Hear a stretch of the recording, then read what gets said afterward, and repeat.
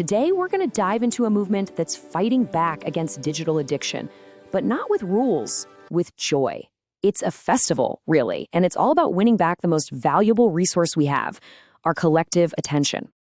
All right, let's just jump right in with a really big question. Is the future of our community, the future of our kids, being quietly shaped by the algorithms running on our screens? And that's a pretty heavy thought, right? But it's really at the heart of what we're talking about today. Okay, so before we jump into the solution, we really need to get a handle on the true scale of this challenge. And I'm telling you, this goes way beyond just kids spending too much time on their phones. We're talking about a fundamental shift in how we all connect with each other, how we learn, and even how we think.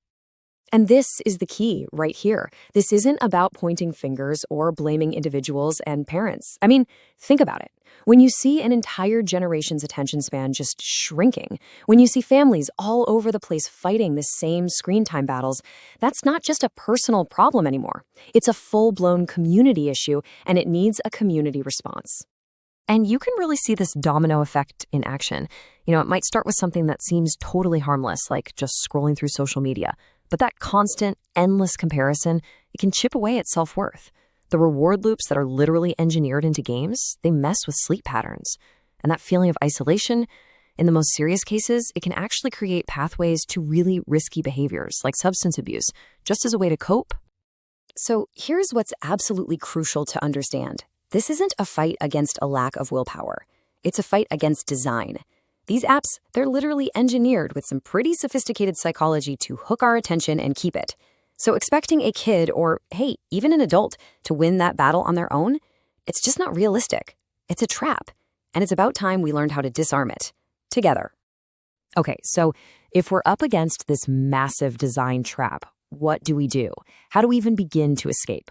Well, we can start by looking at this incredibly powerful tool we've had for, well, centuries. And look, this isn't about rejecting technology. It's about rediscovering the timeless, incredible power of a physical book. And this comparison just lays it all out so perfectly, doesn't it? Digital content, it's temporary, It depends on platforms that could be gone tomorrow. But a book is a permanent thing. It doesn't need a battery, it isn't trying to serve you ads, and it lets you get into that state of deep, uninterrupted focus. It preserves a kind of intellectual freedom that's getting harder and harder to find. And that's exactly why books are so much more than just, pages with words on them. They're community anchors. They hold our local stories. They create those really important third spaces away from home and work. And they make knowledge available to everyone, no matter their income. Preserving them isn't just about saving paper. It's about saving our shared culture for the generations to come. All right, so the big question is, how do we actually push back against this design trap? How do we reclaim our community's focus? Not with a bunch of rules and restrictions, no. We do it with something way more powerful, a celebration. And this is the core idea right here. The hashtag Book Bucket Challenge completely reframes the entire conversation. It's not some lecture about screen time. It's a festival of knowledge. It's this positive, joyful, collective thing that makes choosing a book over a screen feel like an exciting event that everyone wants to be a part of. Now, what's really smart about this is that tackling digital dependency isn't even the main goal. It's the outcome. By focusing on rebuilding reading habits, creating real public spaces for people to connect, and encouraging actual dialogue, well, the reliance on screens just naturally starts to fade away. It's like you're not just trying to empty a void, you're filling it with something so much better. And you know what? This philosophy, this is exactly why it's so effective. A festival creates joy, not resistance. It invites people to join in willingly, and it builds momentum because it's a shared, positive thing. It turns knowledge and learning into something we can all celebrate together. Okay, this all sounds amazing in theory, right? But how does a regular neighborhood or village actually make this happen on the ground? Well, the process is actually wonderfully simple, and it's designed so that anyone, anywhere can adapt it. So here it is, the blueprint. 6 super simple, practical steps. You don't need a huge budget. You don't need some fancy new building. It can literally start in the corner of a community hall or even a local tea shop. Just find a couple of enthusiastic volunteers, run a book drive, and you're on your way. Honestly, the most important step is just the first one. You just have to start. And to really build that festival vibe, here are some fantastic, super low-cost ideas. Just imagine a storytelling night where the local elders get to share their memories, or a book repair workshop that teaches a cool new skill while saving old stories. These kinds of events are what turn a simple collection of books into a living, breathing library. And this is so important to remember. The goal isn't perfection, it's participation.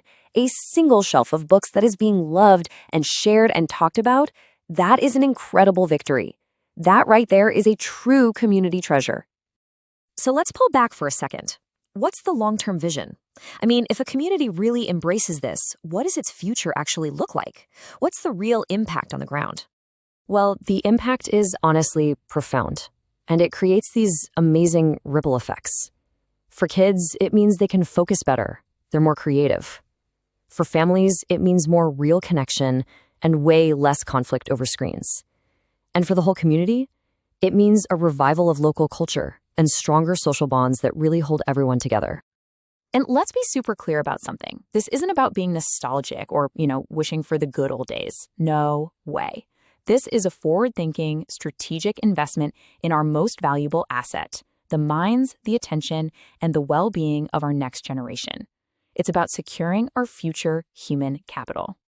So, at the end of the day, what we've really seen here is that every community has a choice to make. We can just sit back and be passive observers while digital dependency takes over, or we can become active guardians of our shared knowledge and our collective attention. The tools are simple, the approach is joyful, and the impact can last for generations. The only real question left is the one you see right there.